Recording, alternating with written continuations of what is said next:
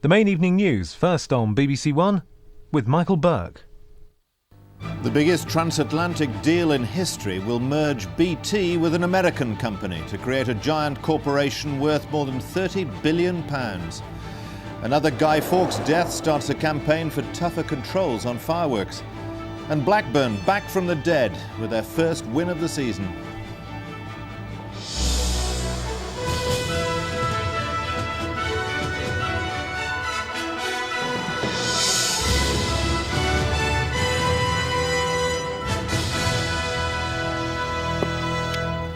Good evening. BT has confirmed it will join forces with the American company MCI in the biggest merger in British corporate history. BT will be the dominant partner. The combined group, which will be called Concert, will be the second largest international telecoms business in the world. Our business correspondent Rory Cellan-Jones reports. BT and MCI celebrated their marriage with champagne this afternoon as they outlined the details of their record-breaking deal. BT is paying more than £12 billion in cash and shares for the American company, the biggest ever transatlantic merger. This company has got major global ambitions. It will be a $40 billion company. It's got 180,000 people around the world, probably number 3 in the world league of telecommunications companies, and we want to be number 1. The new company will be called Concert and will have headquarters in both London and Washington. It'll operate in 70 countries and have annual revenues of £25 billion. Access to the American market is the real prize for BT. MCI, only founded in 1968, has built a big reputation in the long-distance business and will now compete aggressively for customers making local phone calls. AT&T, may I help you? But this afternoon, AT&T, the biggest American phone company, said it would demand close scrutiny of the deal. Its chairman claimed Britain's phone market wasn't fully open to competition and warned its new rival would have too much power. There are no plans to sell MCI's stake in Rupert Murdoch's News Corporation, and Britain's regulator Oftel may have concerns about links between BT and Mr Murdoch. City analysts called to BT headquarters to hear details of the deal gave it a cautious welcome, but warned it did have its risks. I think the big issue is, will this translate into positive stock market performance? I mean, there's a long history, particularly involving UK companies, where what is grand strategy actually translates into rather disappointing shareholder returns. 12 years after privatisation, there are still more than 2 million small investors in BT. Their fears about the deal may be calmed by a special dividend, which will cost the company more than £2 billion. BT accepts it'll take a year to get this deal over all the hurdles. Then it'll face the challenge of proving it hasn't paid too much for its entry into America's crowded and competitive telephone market. Rory Cellan-Jones, BBC News at BT headquarters.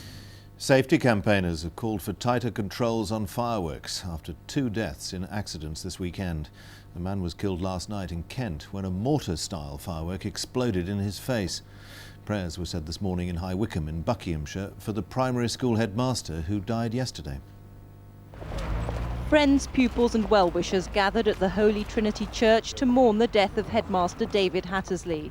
A popular and central member of the community, he was an elder of the church and had been due to lead the congregation at worship this morning. His death after a firework hit him in the face on Friday evening has led the local vicar and his close friend to question their use. I think I have concerns about the ones that you have to light. I'm sure that ones which are set off electrically by professional people may be completely safe. I would have thought that the ones that we've used at a school like this were completely safe. I now have reservations about that. A mortar-style firework like these killed a 34-year-old man at a private bonfire party in Dartford in Kent last night. The firework was made in China and it exploded in his face as soon as he lit it. He was killed instantly. Douglas Horsburgh was lighting similar fireworks at a Scouts event in North London last night. He'd lit 8 without problem, but the 9th went off immediately, skimming his face before exploding. He says he took all precautions and has had a miraculous escape. I don't think there's anything else we could have done, basically. I mean, we read the instructions, we laid everything out, we kept people away. I had fireproof overalls on, I had gloves on. I don't think there's much else I could have done, basically. All fireworks made here and imports are legally required to meet British Standard 7114. But since import controls were relaxed 3 years ago, safety groups have said that dangerous fireworks are getting through. They also want restricted access to the most powerful. What Rossborough is asking the government to do is to move some of the more powerful fireworks that are currently on sale to the general public into a higher category so that they would only be available to firework professionals. The government says it's currently reviewing safety rules and will publish details of any change it thinks necessary in the new year. Rita Chakrabarti, BBC News. The Sinn Féin president, Gerry Adams, has refused to confirm reports that he's been in indirect contact with the government about the possibility of a new IRA ceasefire. A Dublin newspaper claimed the SDLP leader, John Hume, acted as an intermediary, passing documents between the two sides. Our Ireland correspondent, Mark Devonport, reports. Political and religious leaders were gathered in Armagh today for the installation of the new head of the Irish Catholic Church.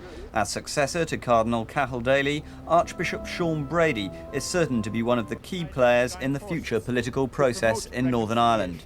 So our situation is not unique, but it is urgent. The most urgent religious task of our day is the search for peace and reconciliation. Amongst the many VIPs at the ceremony was the Northern Ireland Secretary, Sir Patrick Mayhew. Determined not to let politics overshadow the occasion, Sir Patrick avoided comment about indirect contacts with Sinn Féin. But in a statement, the government said it was saying nothing in private that it wasn't prepared to say in public. In West Belfast, the Sinn Féin president, Gerry Adams, was tackled by reporters about the alleged exchange of documents between the two sides. It's about dealing with the issues, the substantive issues which need to be resolved. It's about recognising that the vehicle for all of that is proper talks which are created on the basis of equality. That's what's required. Now you must know as well as I do the British government's position and all of that, and that's what needs to be dealt with. And the least said sometimes in these matters, the better.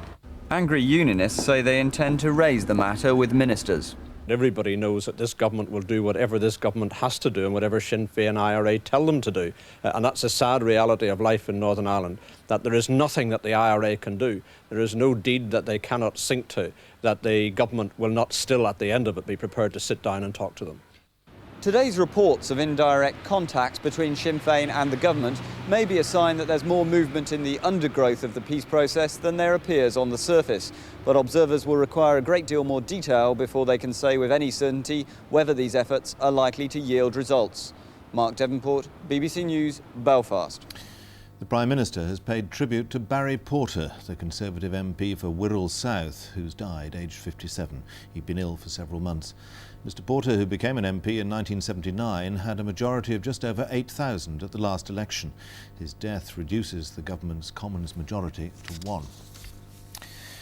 The United Nations High Commission for Refugees says humanitarian corridors should be set up in Zaire to allow refugees to escape the fighting between Tutsi rebels and Zairian soldiers.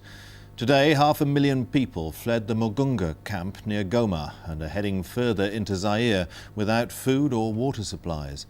George Alagaya reports from the Zaire-Rwanda border.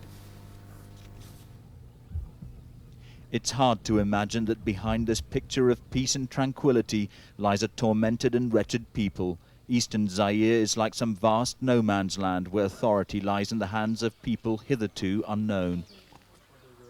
At the border posts there are men without uniforms, representing a movement that has yet to spell out its plans for the territory it now patrols.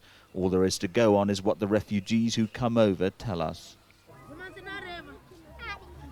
This is a camp put up virtually overnight for a group of Zairians who've come across the border. It was the fighting that drove them away from their homes, but most believe it's the presence of the 1994 Rwandan refugees in Zaire that set off the conflict. We used to live very peacefully. There were no ethnic problems, but all of that changed when those people from Rwanda came into our country. That is when things started to go wrong. So some aid agencies are now thinking the unthinkable, that mounting another massive feeding program in Zaire will not solve the problem. We have conflicting needs here. We have the immediate and urgent humanitarian needs, but we also have a need not to prolong this conflict and prolong the suffering by just freezing the situation. Hard-hearted as it may sound, this may be the ideal moment to make renewed efforts to persuade the refugees back home to Rwanda. Those involved in the genocide in 1994 may still refuse to budge, but then isolating the guilty is as important an obligation as protecting the innocent.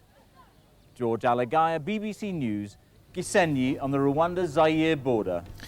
With just 2 days to go before the American presidential election, the Republican Bob Dole has said he still believes he's going to win. Although he remains a long way behind President Clinton in the opinion polls, there are signs that he's at last beginning to close the gap. These are bittersweet days for Bill Clinton. From before dawn, he rolls through state after state. And the man who started campaigning for political office as a teenager is now on his last national quest for votes.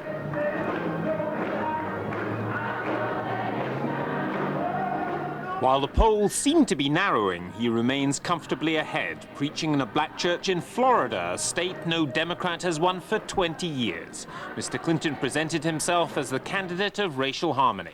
We will never be what we ought to be if we allow our country to be led by those who believe we are better off on our own and who seek to pursue that path by driving wedges between us. Let's get ready to rumble! If Senator Dole had campaigned like this before, the polls might be even closer. What he calls the last mission for the World War II generation is also his last push for votes. 96 hours, 14 states, gambling in Las Vegas. I'll give you a little inside tip here on over in Las Vegas. Bet on Bob Dole, that's it. One of the reasons Mr. Clinton's lead has fallen is Ross Perot. The third candidate has strongly attacked alleged White House scandals, increasing his own vote a little. We will come home at night and see what's the latest on Watergate 2. Are they going to get him or not? Are they going to get her or not?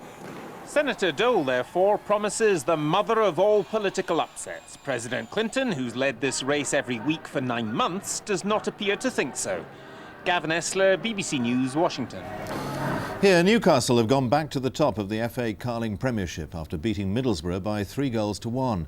But Liverpool lost ground at the top after losing 3-0 at Blackburn. It was Blackburn's first league victory of the season.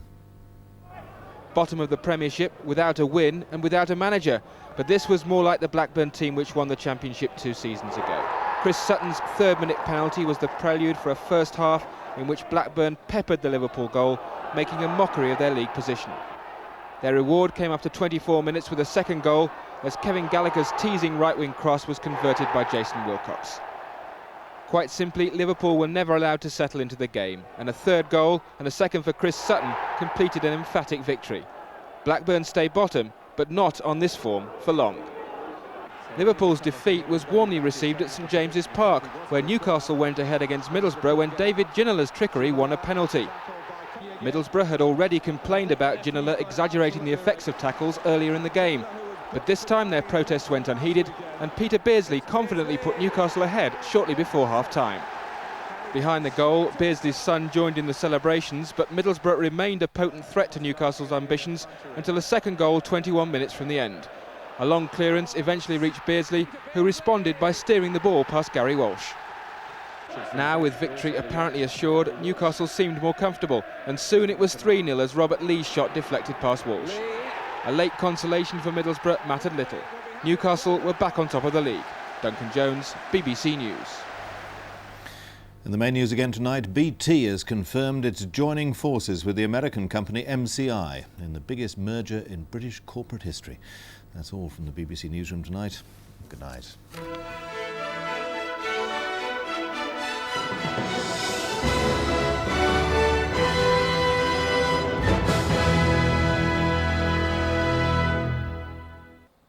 Good evening. More wet and windy weather is heading our way. This first area of low pressure pounding us through the next 24 hours.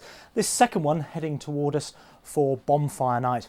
Now, overnight tonight, the first of those lows will bring gale force winds and heavy rain across the country. The strongest winds tomorrow morning afflicting Northern Ireland, Northern England and southern parts of Scotland.